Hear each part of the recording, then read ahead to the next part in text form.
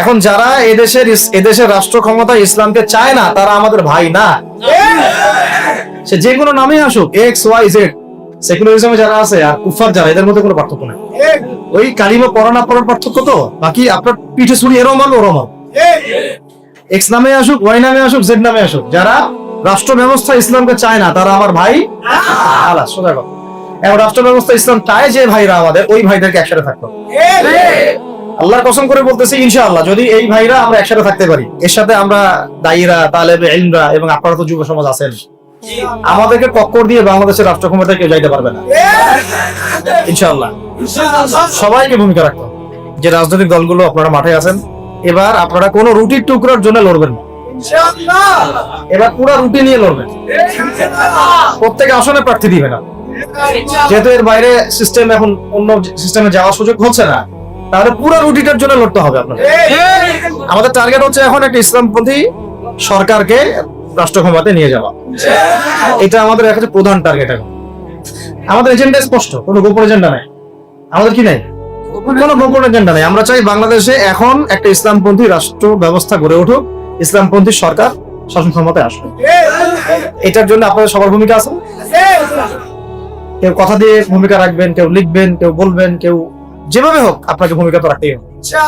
কারো বসে থাকার সুযোগ নেই এখন আর। এই রাষ্ট্রটাকে ইসলামিক রাষ্ট্র হিসেবে গড়ার দায়িত্ব এখন সবার কাঁধে আসছে। আমরা আমাদের জায়গা থেকে বলতেছি, বাকি কাজ কিন্তু আপনাদেরকে করতে হবে। আল্লাহ পাক করার তৌফিক দান করেন। আর ইসলামপন্থী ভাইদের আপোষের যে দূরত্ব, এটা কমায় ফেলতে হবে। এই দূরত্ব রাখা যাবে।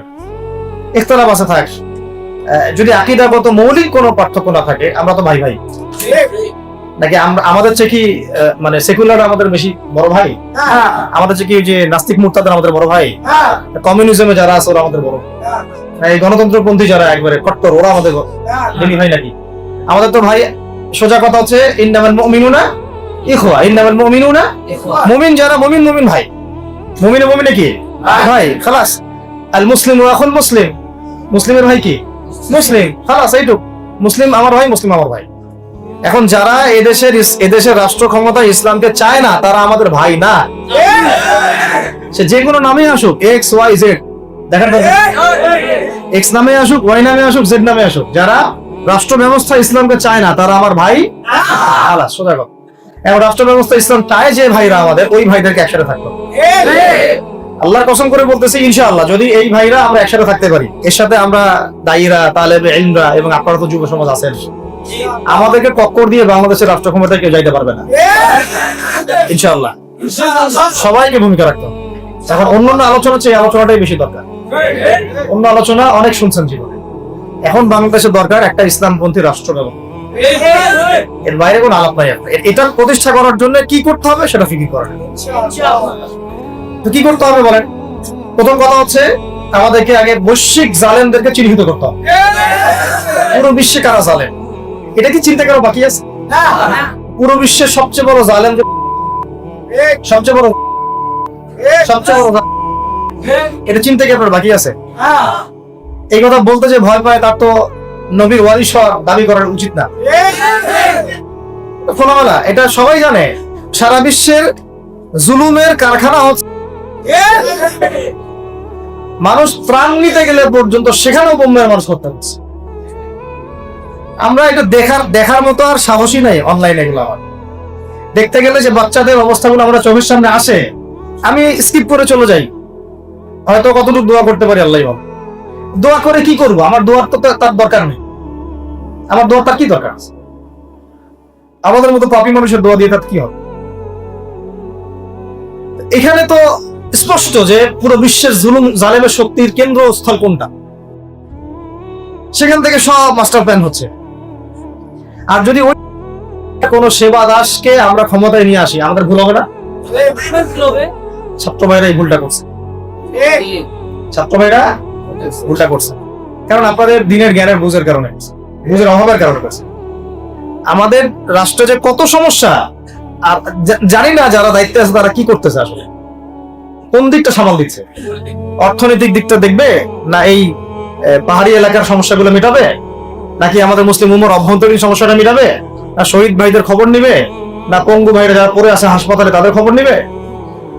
সিনেমা দেখতে বসে গেছে। কোন আক্কেলে সিনেমা দেখেন আপনি?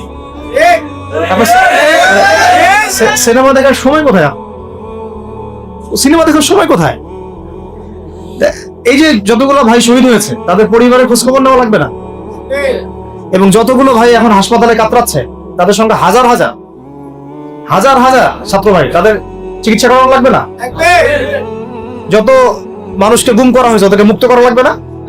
তারাও তো জানে এটা অন্যায়, এবং যারা করে তারাও বলে এটা অন্যায়। জানেন, যারা করে তারাও বলে এটা অন্যায়। এবং আমাকেও বলেছিল যে আমি জিজ্ঞাসা করেছিলাম যে আমাকে যদি মানে প্রকাশ্য কোর্টে চালান করে দেওয়া হয় এবং জাতির সামনে বলা হয় যে আমাকে গুম করা হয়েছে, এবং এরপর যদি বলা হয় যে আমাকে গুম করার পরে কোন রকমের নেগেটিভ কিছু পাওয়া যায় নাই তাই আমরা ছেড়ে দিয়েছি, এই কথাটা কি বলা যাবে কি যাবে? তারা বলছে যে না, এটা বলা যাবে না, কারণ এই কাজটা তো মানবতা বিরোধী অপরাধ, এটা করলে তো বললে তো সবাই আবার বুঝে। তো এই হলো অবস্থা। ওখানে আমরা বুঝেছি যে বাংলাদেশের প্রশাসনের দুইটা ভাগ আছে। একটা ভাগ হচ্ছে মারাত্মক রকমের ইসলাম প্রিয় এবং দেশপ্রেমিক, মাশাআল্লাহ, আমরা তাদেরকে স্যালুট জানাই। কিন্তু আপনারা ভুল জায়গায় শ্রম দিচ্ছেন, আপনারা ভুল জায়গায় মেধা, শ্রম এবং আপনাদের জীবন নষ্ট করতেছে। আপনাদের থাকা দরকার ছিল ওলামায়ে কেরামদের সাথে, তাহলে আপনাদেরকে টক্কর দিয়ে কেউ সামনে যেতে পারতো। আপনারা খালিদ বিন ওয়ালিদ হতে পারতেন আমাদের, আপনারা কিন্তু ওমর ইবনে খাত্তাব হতে পারতেন। ওইখানে ঢুকে আপনারা শুধুমাত্র দুনিয়ার স্বার্থে সব নষ্ট করতেন। আমাদেরকে বলা হচ্ছে হুজুর বদদোয়া করিয়েন না, হুজুর ছেড়ে দিচ্ছেন, আমাদেরকে বদদোয়া দিয়েন না আবার বের হয়ে। আমাদের চাকরি, এটা ডিউটি। এটা এক ভাই আমাকে কোরআন এনে দিয়েছিল, নির্জনতা তো ওখানে, নির্জনতার সঙ্গী হচ্ছে কোরআন, কোরআন এবং নামাজ। তো এক ভাই দেখেছে আমি একটু নির্জন, মন খারাপ বসে আছে, একটা কোরআন নিয়ে এসে দিয়েছে, হুজুর কোরআন পড়েন আপনি, মন ভালো হবে। আরেকজন এসে কোরআন নিয়ে চলে গেছে। কোরআন পড়ে ওখানে যদি আপনি আবার উল্টা পাল্টা কিছু করেন, ওদের নিয়ম নাই কোরআন দেওয়া, কোরআন দেওয়ার কি নাই, নিয়ম নাই। তো এই হলো অবস্থা। কথা হচ্ছে যে এই ভাইদেরকে মুক্ত করাও তো তাদের কাজ ছিল। যে ওলামায়ে কেরামদের একজনের একজনের উপরে 3টা 4টা 5টা 10টা করে মামলা এখনো ঝুলতেছে, তাদেরকে মুক্ত করা উচিত ছিল না? আর এই পুরো জুলুমের পিছনে যত জালেম ইনভলভ ছিল তাদেরকে আইডেন্টিফাই করে ভিতরে ঢুকানো উচিত ছিল না? হয়েছে সবকিছু না। এই জিনিসগুলোর মধ্যে অনেক গ্যাপস আছে। এগুলো যদি এভাবে চলতে থাকে তাহলে আগামীতে আমরা যারা ইসলামিক রাজনীতি করবো বলে চিন্তা করতেছি বা ইসলামকে রাষ্ট্র ক্ষমতা নিতে চাই, আমরা কিন্তু বেগ পাবো, ভালো রকমের বেগ পাইতে হবে। আর বিগত সময় আমরা অনেক ভুল করছি, যেমন মন খারাপ করেন না, এগুলো আমরা ভুল করছি। এই যে আমরা সেকুলারদেরকে অনেক বিশ্বাস করে ফেলছি, ওদের সাথে জোট করতে গেছি, ঠিক আছে, ওদেরকে আমরা ভাই মনে করার চেষ্টা করছি। আসলে এদের সাথে কাফেরদের সাথে কোনো পার্থক্য নেই। সেকুলারিজমে যারা আছে আর কুফার যারা, এদের মধ্যে কোনো পার্থক্য নেই। ওই কালিমা পড়া না পড়ার পার্থক্য তো, বাকি আপনার পিঠে ছুরি এরও মাল ওরও মাল।